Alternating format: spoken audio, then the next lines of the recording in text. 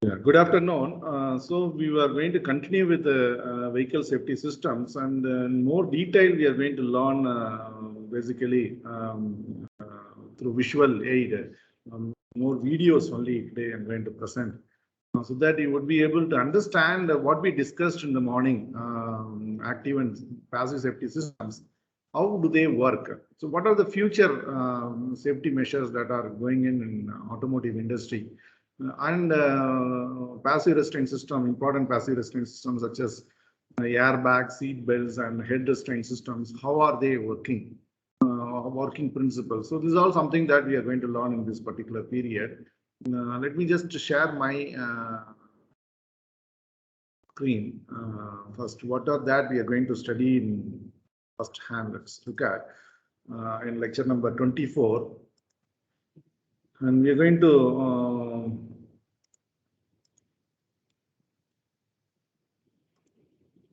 see, these are the lecture points. I just have put these points. How do they going to appear to you when you look at those videos? So we're going to look at 10 important feature safety systems that by Mercedes-Benz ESP program 2019 that was discussed, and their videos are very popular. That gives readily to understand what are these active safety system, what it can do, and so on. So though we have discussed in the morning, I was telling you many aspects. It is always good that when you look at by visual, I think it would be written in mind. So we are going to look at these safety features from Mercedes-Benz, and then Volvo City Safety Steering Assist also from Volvo models that we are going to see. And then we are going to look at in particular what are head restraint system or headrest, and how this neck restraint system or headrest is explained. We'll see that. And then we will look at how these airbags work. And You are on mute. Huh? Yeah. What is that? Someone is prompting. So are you not able to hear me? Is there any issue? No, sir. So someone was asking something. Hope that you are following it, right? You do not get, then you can call me later. So, and we are also going to look at how the seat belt work, and then there are warning lights on our car dashboard, and what are they indicate, a quick glance of that. And then finally, let us end the lecture. How can we survive a car crash? So there are some organized videos that I have for this particular lecture that would end maybe 45 to 50 minutes at the max it will take. And let's go through one by one.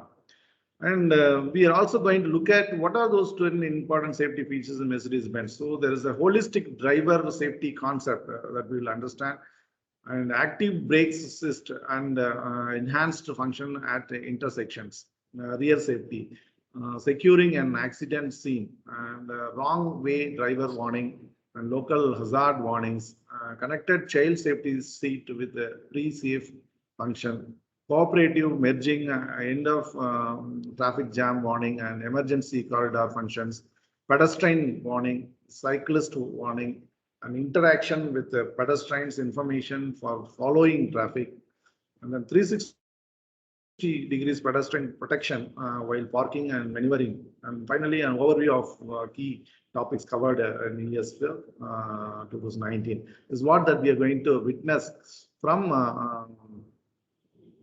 this Mercedes-Benz safety features. So let me just now start our lecture. Let me share another player to you for the lecture.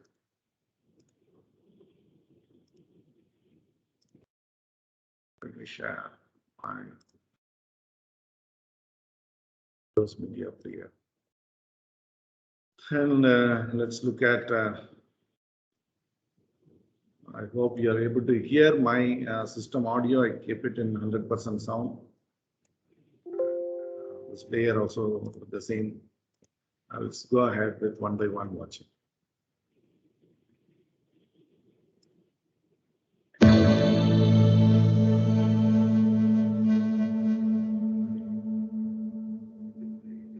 Over 30 Mercedes-Benz experimental safety vehicles have been built for the research of automobile safety systems. The ESF 2019 is a continuation of this series. It offers a comfort and safety concept for vehicles that can be operated both in manual and in automated driving mode. The ESF 2019 is another step towards our vision of accident-free driving. The virtual crumple zone enlarges the effective range of the vehicle's safety systems. Many of them can already be activated before an accident occurs. The driver can activate the automated driving features by pressing a button. The vehicle gives a signal when it has taken over control. The steering wheel and pedals then retract. This gives the driver more space and confirms that the vehicle has taken over responsibility. If desired, the driver can move the seat to a defined comfort position. The self-driving mode is clearly visible from all sides by turquoise light elements. The holistic concept of the ESF gives an outlook to the future of vehicle safety.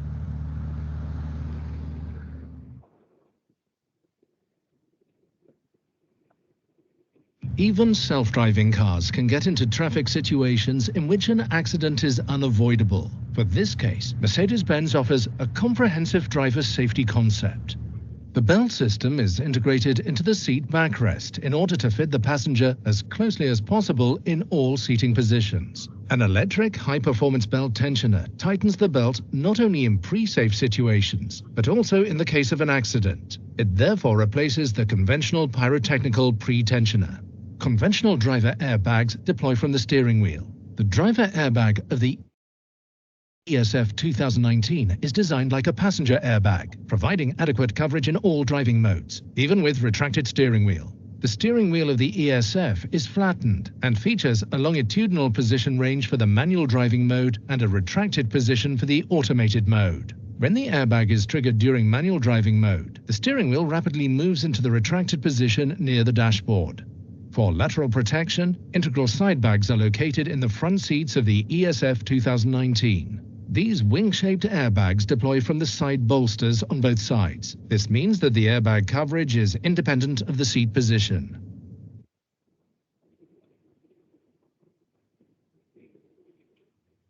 The ESF 2019 is equipped with an active brake assist with extended functions.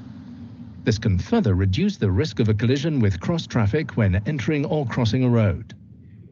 The sensor system's wide field of lateral view enables the ESF 2019 to recognize cross traffic that is still obscure to the driver, or that is approaching fast. A visual pre-warning in the instrument cluster draws the driver's attention to approaching vehicles. If there is an immediate danger of colliding with cross traffic when entering or crossing a road, an additional audio-visual warning is issued. If the driver fails to react, the vehicle is slowed down or prevented from moving off, if this would inevitably lead to an accident. If necessary, there is autonomous braking to standstill. Therefore, the ESF can improve traffic safety by supporting its driver.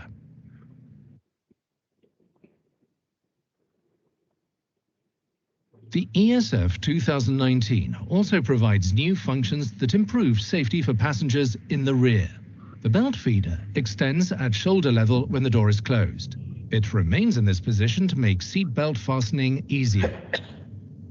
A USB-C socket is integrated into the belt buckle.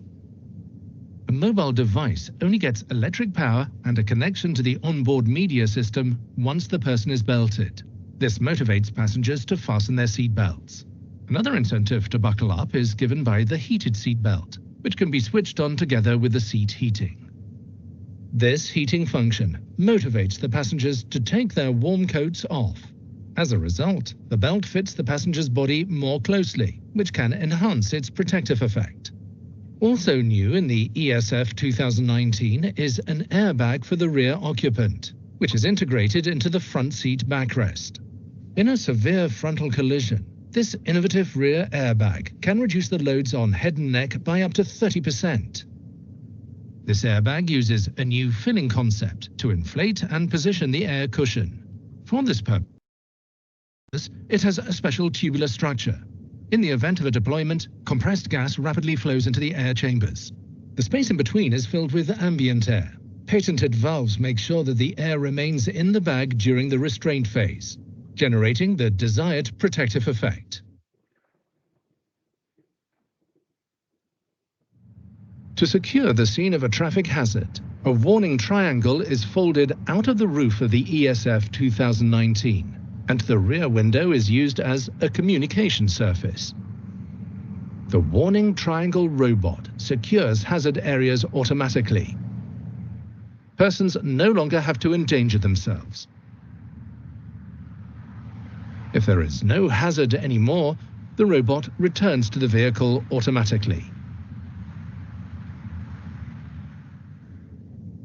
For better visibility, the ESF 2019 features electroluminescent emergency lighting, which is activated automatically after an accident.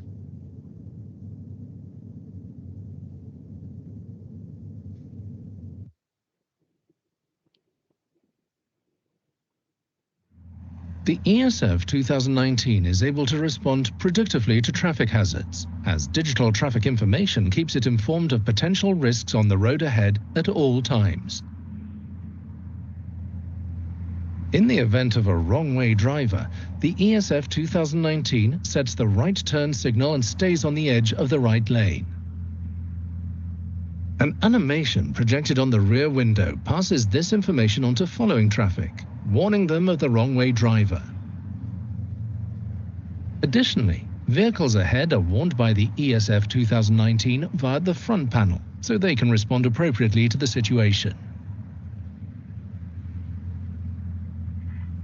Road users in the vicinity are also warned of other hazards, like slippery conditions or roadwork, via symbols. By passing on its knowledge to all surrounding road users, the ESF 2019 is able to contribute actively to improve road safety.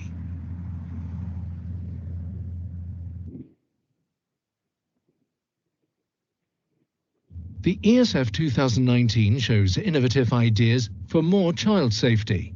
The connected child safety seat features pre-safe functions and is very easy and comfortable to use. It can be rotated so that the child is more easily lifted in and out. It is wirelessly connected to the vehicle in order to provide relevant functions. The child seat can be positioned both forward and rearward facing. Rotating the seat into the desired position loads the mechanism for the pre-safe system. A signal from the vehicle triggers pre-safe child. The integrated seat belts of the child seat tighten to reduce the belt slack. In addition, a side impact protection element is extended. This only happens on the door side, irrespective of the child's safety seat orientation. The monitoring function helps when installing the seat. Symbols directly on the child seat provide an installation feedback. In addition, the media display reports the installation status of the child safety seat. While driving, symbols indicate how the child is doing. When stationary, the driver can switch to a live video. When the ignition is on, the child's vital signs and the live video image can be accessed via Mercedes MEE.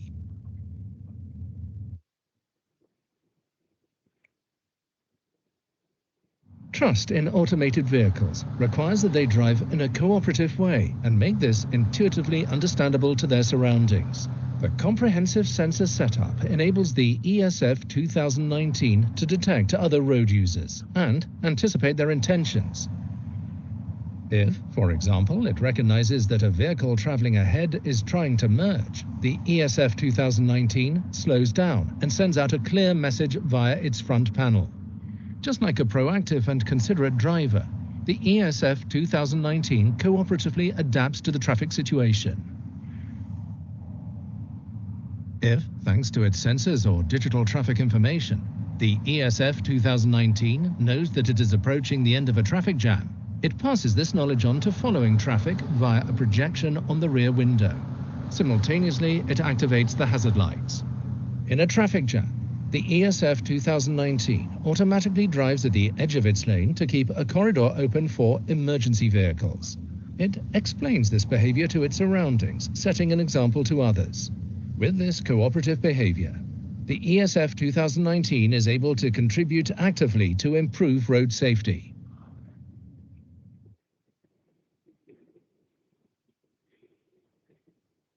When the ESF 2019 is connected to a charging point, its sensors remain alert and can detect potential hazards in its immediate surroundings. If there is a risk of danger for other road users, the ESF 2019 raises their attention and warns them if necessary. For example, if a pedestrian enters the gap between the ESF 2019 and other parked vehicles, the pulsating white light on the roof unit directs the attention of passing vehicles to the pedestrian. At the same time, it also reminds the pedestrian to pay attention to traffic and avoid a potentially dangerous situation. If there is immediate danger because the pedestrian continues moving towards traffic, the ESF 2019 issues urgent warnings to both road users. Watch out! The prominent light signals focus on the endangered pedestrian. Therefore, the upcoming traffic is warned at an early stage and can react in time if necessary. The same applies to cyclists, who are often obscured and can easily be overseen while turning if the ESF 2019 detects such an accident risk. It uses its communication features to warn both road users. The driver of the turning vehicle is warned by the front panel of the ESF 2019. Projections on the rear window and a focused audible signal, "Watch out," warn the approaching cyclist. In this way, the ESF 2019 is able to contribute to the safety of its surroundings even when parked.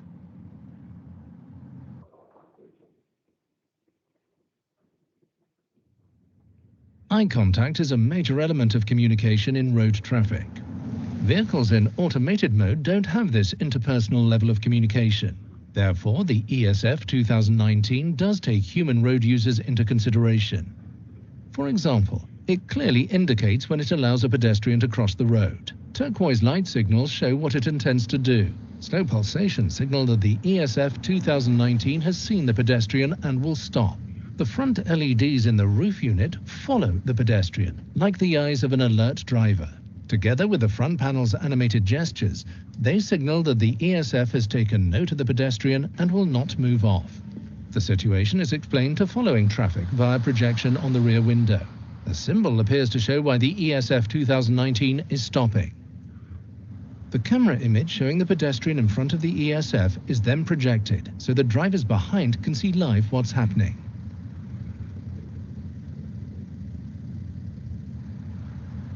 Through its intuitively understandable communication, the ESF 2019 creates what we at Mercedes-Benz call informed trust.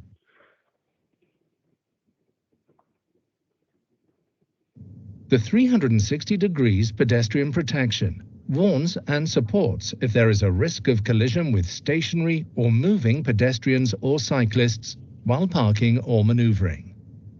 The sensor fusion of the ultrasonic sensors and 360 degrees camera allows all-round monitoring of the vehicle.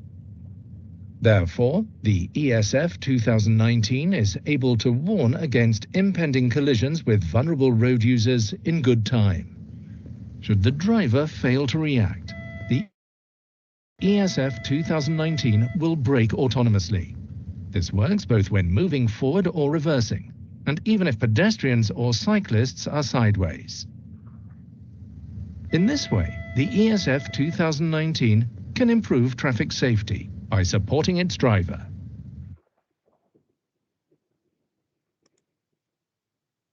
So we are able to look at in this video how environment friendly the active safety systems that are going to be the future in this vehicle. Particularly when vehicle is in automated mode, how intelligently it is going to function and so on. So many active safety features that we witnessed in this video, and let's continue watching further. I'll put off my video so that it would be visible nicely to all. Right? Are you able to hear this video? Yes, sir. Yes, sir. Let's look at what is that safety features similarly there in Volvo.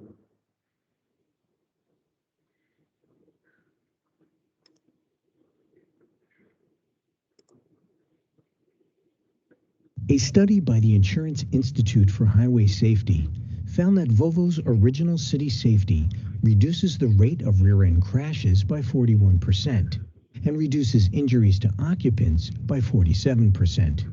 We believe that since the updated city safety system has additional features, it will help prevent even more accidents and injuries. City safety includes all of Volvo's collision avoidance systems, both low speed and high speed. These systems include large animal detection, which uses a radar camera unit to sense large animals, such as a moose, that are standing in the road or slowly moving across it. It first warns the driver and helps add pressure when the brakes are applied. If the driver does not react, the system applies the brakes to help avoid or mitigate the effects of a collision. City safety also includes advances such as the ability to detect vehicle, cyclists, and pedestrians.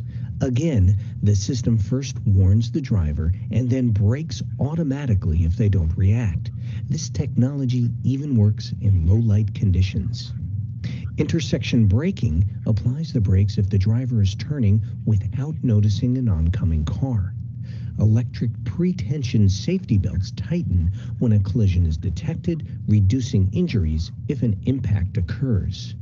Another feature added to city safety is steering assist, which can help the driver by automatically braking the vehicle sooner if it is not possible to steer out of a potential collision situation.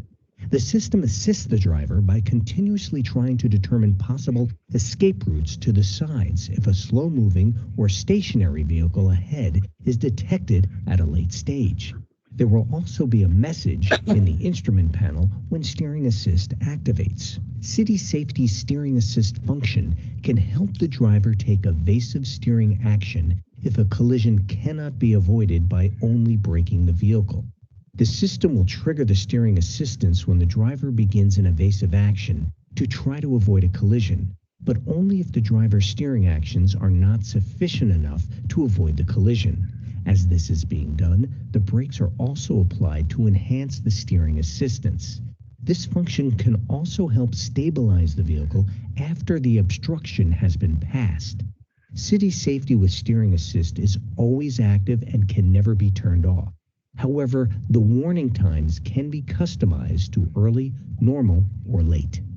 City Safety will not trigger the auto brake function as long as the driver has a chance to avoid a collision by steering the vehicle out of the way. City Safety will not activate if the vehicle senses you are in control of the situation and attempt to steer your Volvo out of harm's way. However, if City Safety determines that an evasive steering maneuver is not possible due to the lack of space in the adjacent traffic lanes, the function will attempt to assist the driver by automatically applying the brakes considerably sooner.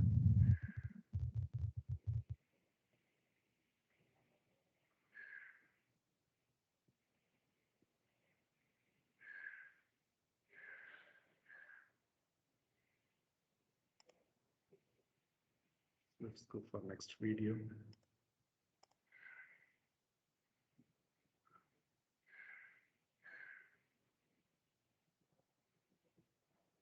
Now let's listen some videos of a passive safety system. Let's start with the head restraint or headrest system.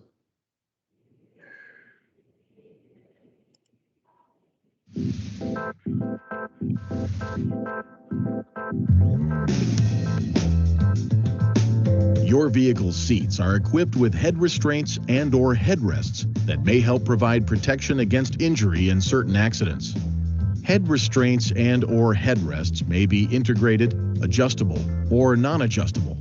Adjustable head restraints and/or headrests have multiple notches along the stalks to lock them in a desired adjustment position. Non-adjustable head restraints and/or headrests have a single locking notch to secure them to the seat frame. To properly align adjustable head restraints and/or headrests, place the head restraint and/or headrest so its center is in line with the center of the ear. If your ear position is still higher than the recommended alignment, place the head restraint and/or headrest at the highest position. To raise the head restraint and/or headrest, pull up. To lower, press and hold the lock knob while pushing the head restraint and/or headrest down. Please see your owner's manual for further details.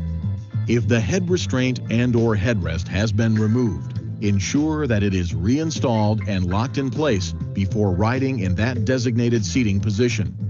Your vehicle's front seats are equipped with active head restraints that move forward during a rear-end collision to absorb some of the forces that may lead to whiplash. The active head restraints will only operate in certain situations and will return to their original position after the collision. Please see your owner's manual for important safety information, system limitations, and additional operating information.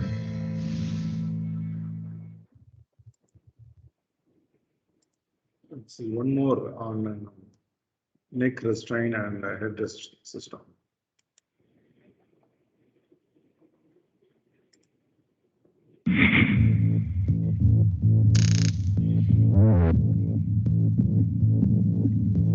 Ah, yes, whiplash. It's actually called a neck strain or a neck sprain, but it's one of the best known of the auto injuries, often one of the most fraudulently claimed.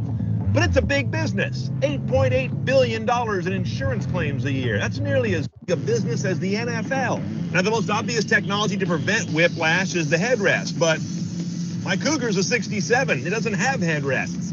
By 68, they were getting popular as an option. By 69, required on new cars in the U.S. What we're looking for are head restraints that catch the head quickly. What we don't want is for the head to lag behind the body so that the neck has to do all the work of pulling the head along. Your neck wasn't built to do that, and that's how whiplash injury can occur.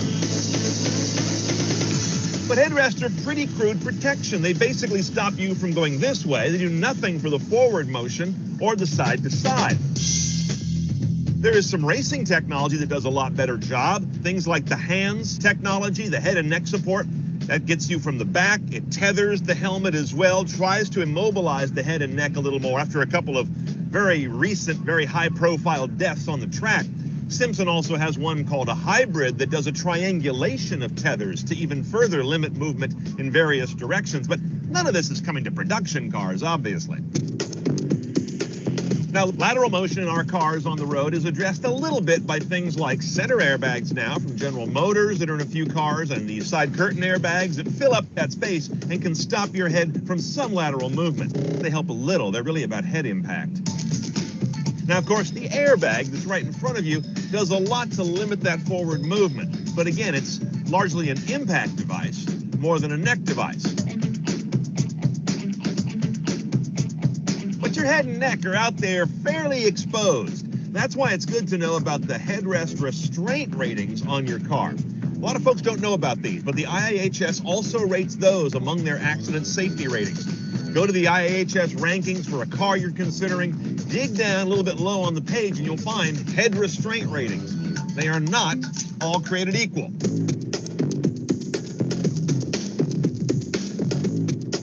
Now, most of us are not buying a new car anytime soon, so you're stuck with the one you've got. Here's what you can do. It pays to double check how you've got your headrests adjusted, if you have them anyway.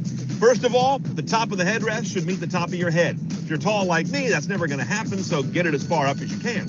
Second, you want the front of the headrest to be meeting the back of your head with as little space or none as possible. A lot of cars have a movement or an adjustment there that'll move the headrest after 4 or just tilt the whole thing, roll it forward. Figure out how yours works. I bet you've never adjusted it on those criteria. Remember, it's called a headrest, but that's not what it's for. It's a neck restraint. So make sure you got it set up right.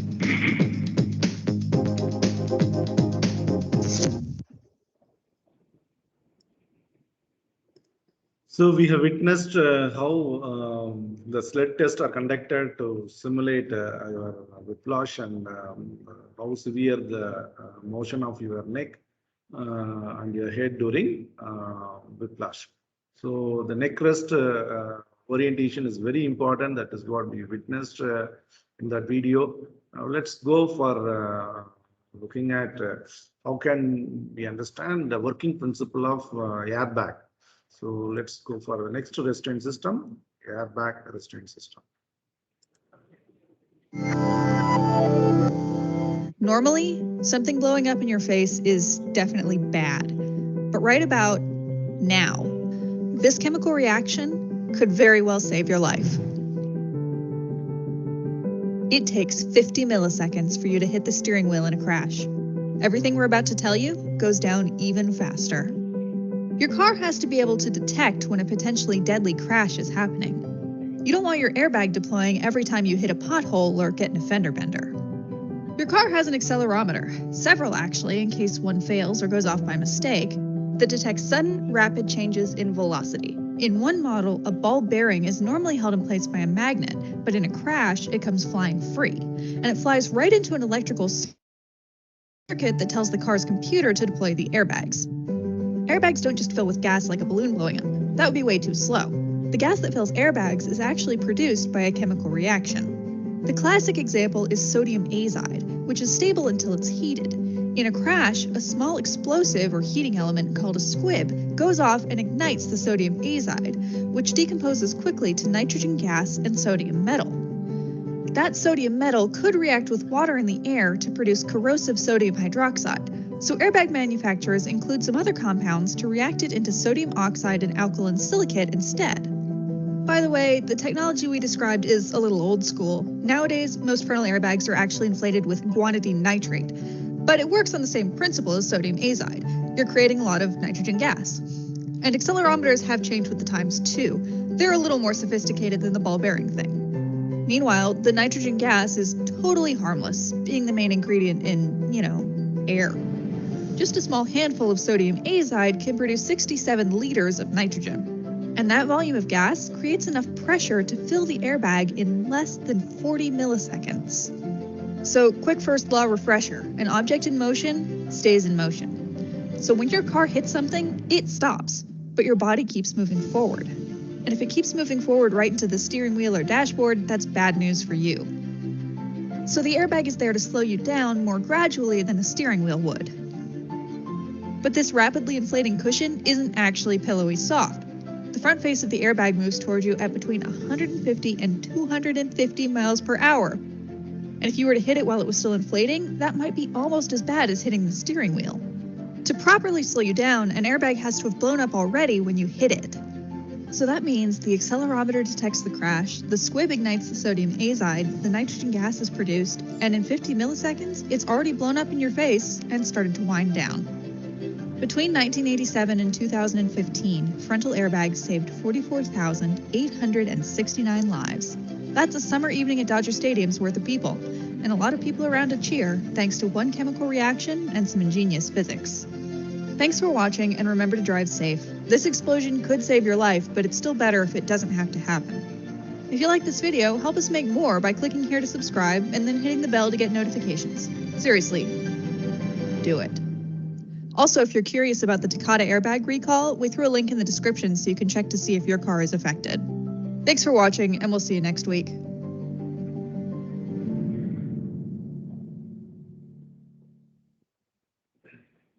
So the watched video has brought in how that airbag does work, and see that important chemical reaction, and that produces nitrogen gas. Maybe that's older one. There is an upcoming airbags with the other chemical content. So there are some additional chemicals that are added. So these all are constitute an airbag system.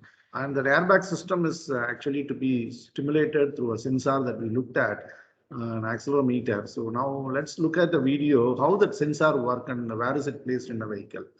For that, let's watch this video.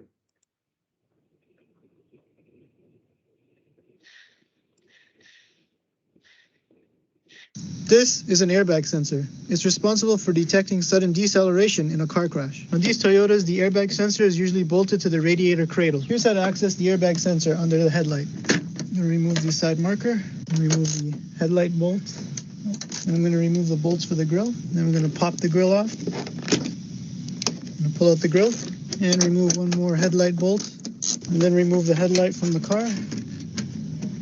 This here is where the frame connects to the bumper rebar. This is the airbag sensor. To remove it, there's one 12mm bolt and one electrical connector that needs to be removed. So here's an overview of how the airbag system works. The airbag sensor senses a deceleration during a collision and will send a signal to the SRS computer. The computer will also use the vehicle speed, yaw rate, and seatbelt occupant information to determine if an airbag needs to be deployed. It'll then send a signal out to that appropriate airbag, whether on the driver's side, passenger side, or one of the side airbags, as well as a signal out to the ECU to cut the engine off during a collision. This here is the ball and tube type of airbag sensor. It basically consists of a ball in a tube, as well as a magnet, with a pair of contact switches here and a diagnostic resistor. The system uses this diagnostic resistor every time on startup to make sure the sensor is functioning correctly. Normally the ball would be attracted to the magnet, but under rapid deceleration, the ball will dislodge itself from the magnet and cause these two switches to contact each other, sending a short circuit out to the SRS computer. This is the kind of sensor that's in my car right now. Basically consists of a small cam, as well as two contact switches, and a diagnostic resistor. Driving along normally, this cam is free to bounce back and forth. However, under rapid deceleration, the momentum of this cam is enough to overcome the spring force of this switch, sending a short circuit out to the SRS computer. This is what the sensor looks like when it's removed from the vehicle. As you can see, rust is probably one of the common reasons why these things fail, because they're located on the front of the vehicle where all the salt and moisture build up. Let's open this guy up to see what's inside. Pry up here and pull off the connector. Here we've got these metal tabs here that hold in the sensor. I'm just going to pry those over. Remove the sensor. Here's the sensor removed from the housing. It's quite a sealed unit, so I'm just going to go around here with the blade and cut it open. Just looks like all this stuff here is just epoxy or glue. I'm just going to cut it out.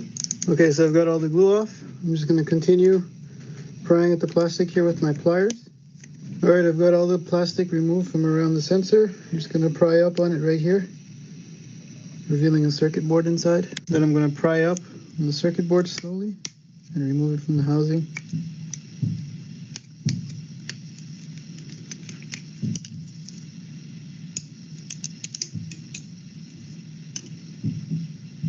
So here on the circuit board, there's a little resistor on there that's used for the system check every time the car starts up to make sure the sensor is valid. These are the two terminals that come together when the vehicle experiences rapid deceleration, sending a short circuit through the two wires back to the airbag computer. Now inside this sensor, there's a little cam lever thing in here that moves back and forth on a shaft. Now when the sensor experiences rapid deceleration, such as in a collision, that little shaft will move forward, which will make contact with the two leads on the circuit board here. All right, I'm going to attempt to remove this little cam just by prying it out. And that's what we've got, the shaft, as well as the little cam wheel that activates the sensor. So this is how the little cam wheel will engage with the two terminals, completing the circuit. And that pretty much sums up what's inside the mechanism that deploys your airbags in a collision. So that was an interesting video that we could see. So tiny sensor, decelerometer, the accelerometer that placed contain an entire circuitry necessary, and then a small mechanical element, that cam that would be oscillating, and that oscillation would have sufficient momentum whenever there is a rapid change in deceleration.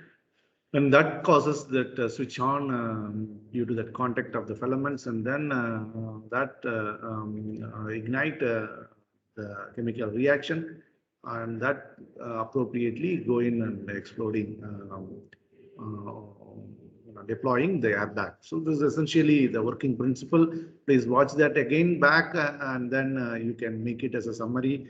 And maybe if you are asked to answer working principle, you should be able to neatly draw the sketches and explain this. And then let's go for a next video to look at another important restraint system. What is that? Is called seat belt restraint system. So let's look at that video now. How does the seat belt work?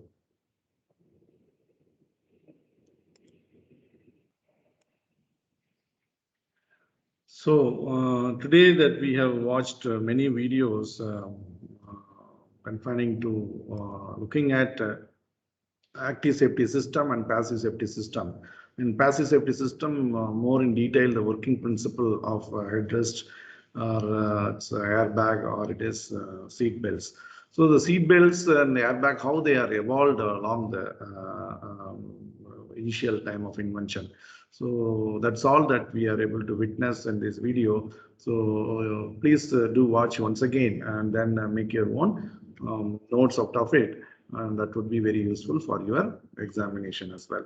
And so far, whatever the videos that we have seen has covered almost all aspects of safety system that we discussed in the morning.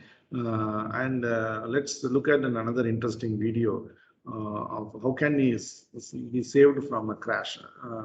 Again, that's nice video. Let's look at, and then we'll end the class.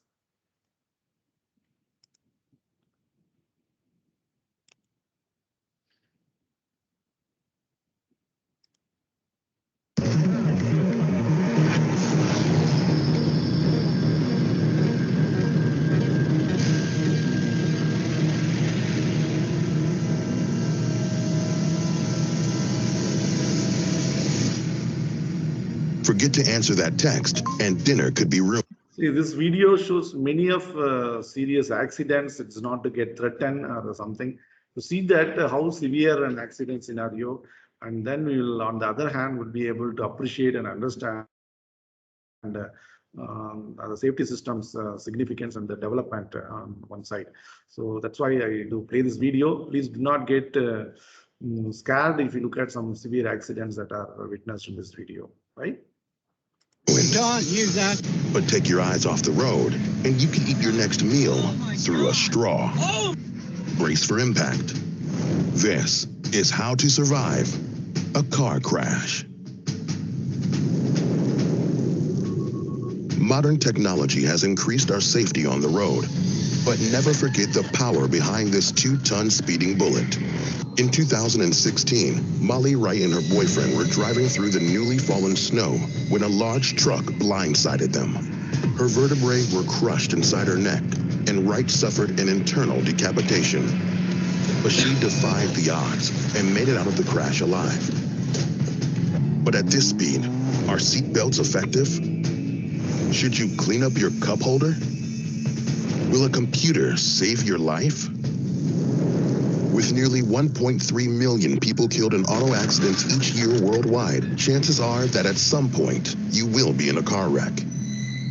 Whether it's your mistake or a manufacturer's defect, anytime the rubber hits the road, your safety is on the line. Follow these steps and you might pass life's next crash course. Step 1, lean back. Unlike most accidents, car crashes offer little warning. Either you're prepared or you're not. If you have the chance to react to an oncoming car, but can't get out of the vehicle, lean back in the seat and brace yourself. Look forward, but avoid leaning forward. So keep your head straight and avoid turning sideways to decrease the chance of injury. Step 2, secure loose items.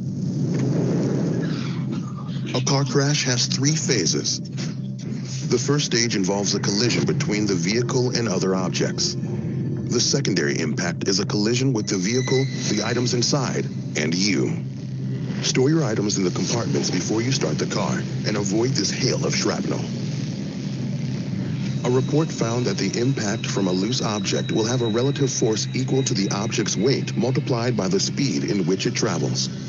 In this sudden impact, even your loose change could be fatal. But the crash isn't over yet.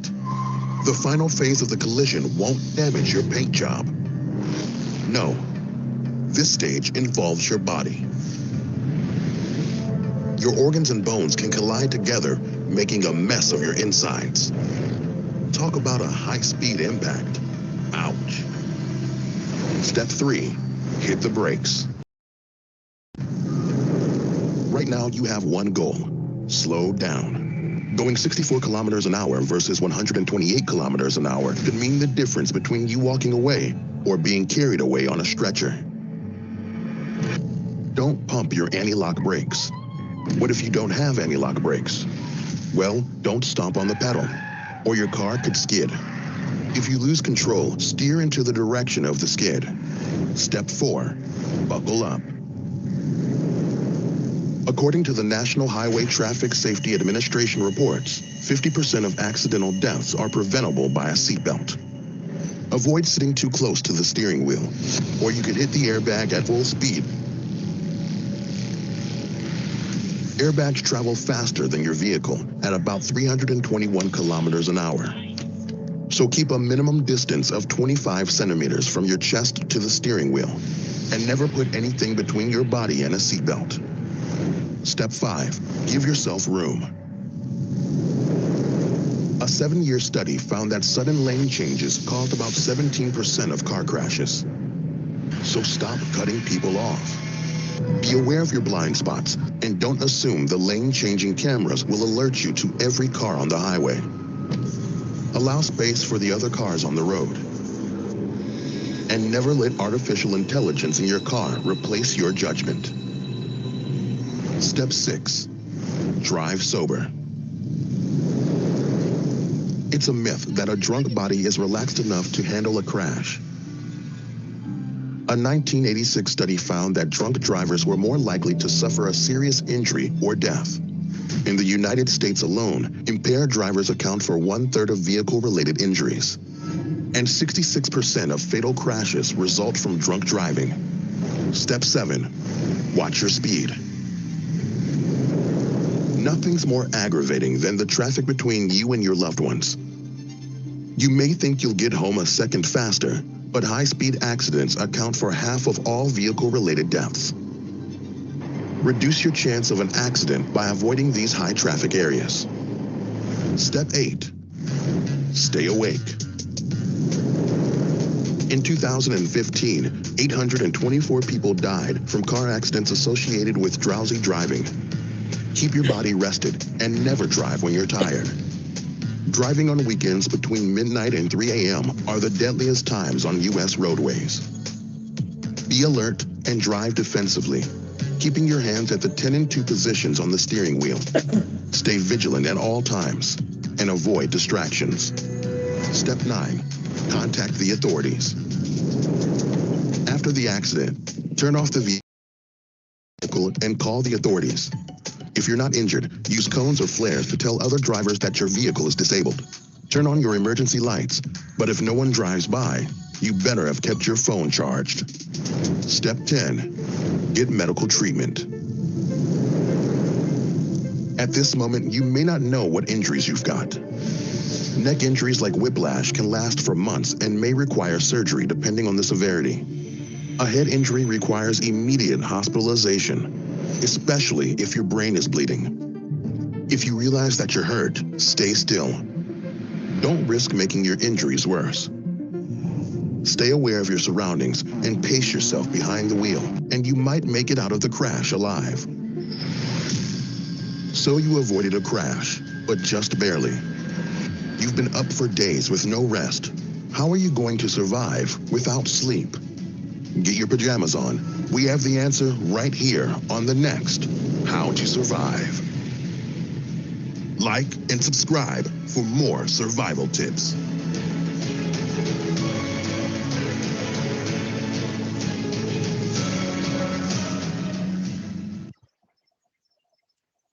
So we are able to see how severe and dangerous the accidents that can happen. And though we have all safety system that we talk, that's having a lot of limitations in such a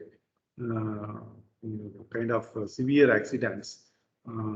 So there are a lot of scope still for safety improvement and vehicle. And what is that we have learned is precaution. We drive slow and we follow signals. We take care, almost care, and we are alerted, and we will be rested sufficiently before start our journey, and so on. So these are all some of the tips that we have been seeing visually from the videos as well as from the lectures and notes, right? And then I would now play another important last video, and that would be in what is that is what are the dashboard panel on our vehicle that gives you the kind of alertness that we before start our vehicle. So that we will see and then end our lecture.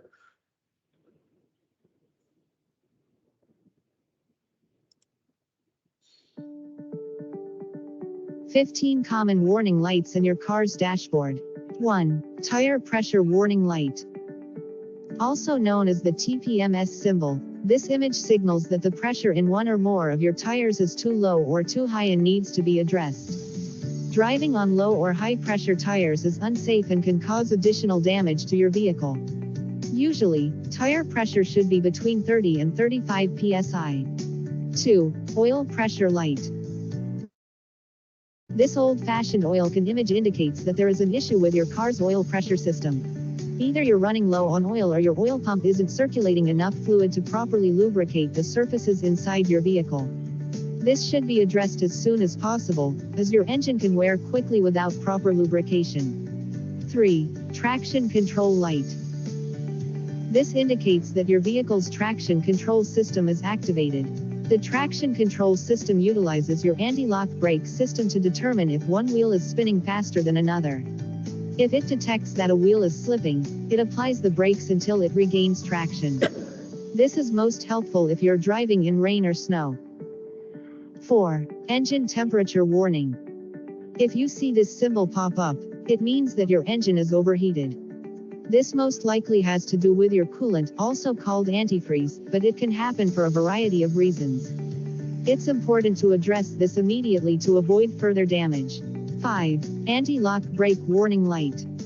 If this ABS warning lights up while you're driving, it means that something is wrong with the system. As you know, your anti-lock brakes work to keep your car in contact with the road safely, so it's important to diagnose the issue as soon as possible.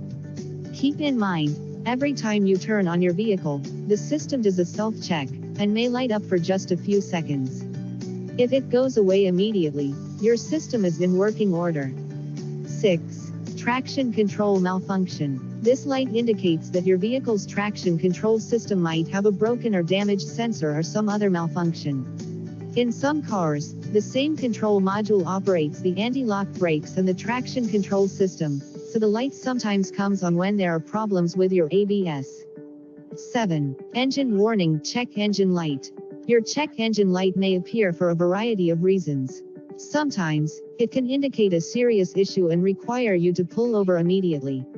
This could indicate low oil pressure or overheating. Other times, this light will appear if your gas cap is open, loose, or cracked, causing fuel to evaporate.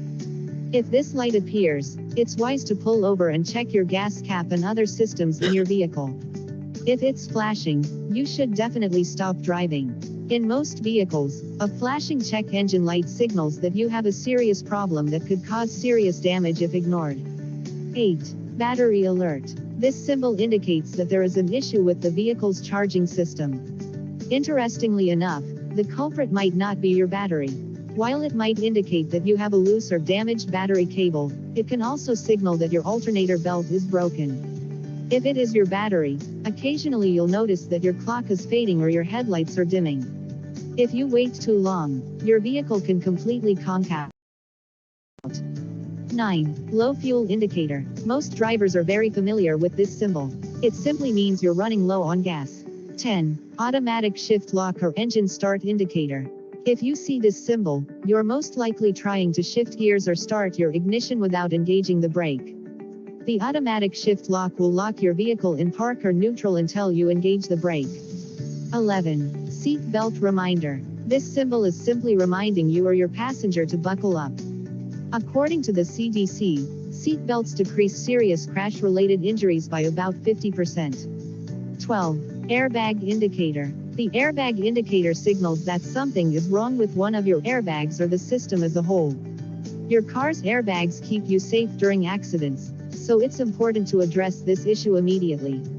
13. Security light. If your vehicle has an anti-theft system, this image means that something could be malfunctioning. This symbol also briefly lights up when you turn your vehicle on, which isn't an indicator that something is wrong. 14. Fog lamp indicator. This symbol is telling you that your fog lights are on. Fog lights should only be used if your visibility is less than 100 meters. If you turn them on unnecessarily, this can be detrimental to other drivers on the road. 15. Washer fluid indicator. Imitating the motion of your windshield wipers, this symbol means that you're low on washer fluid. Keep in mind that every car is different, so the symbols in your dashboard may vary slightly from the 15 we've mentioned. If in doubt, consult your vehicle's owner's manual.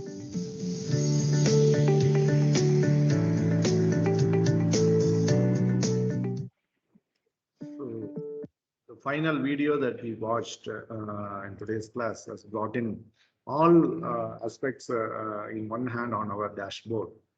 So that warning symbol lights in dashboard that shows that whether all the safety systems and important maintenance aspects are appropriate or not, and every time you start your vehicle to check. So such all of that go in of vehicle safety systems can be brought into two categories: safety, that's active safety, and passive safety systems. So with that note, let me stop today's lecture. If you have anything to ask, you can. Otherwise, I will end the lecture now.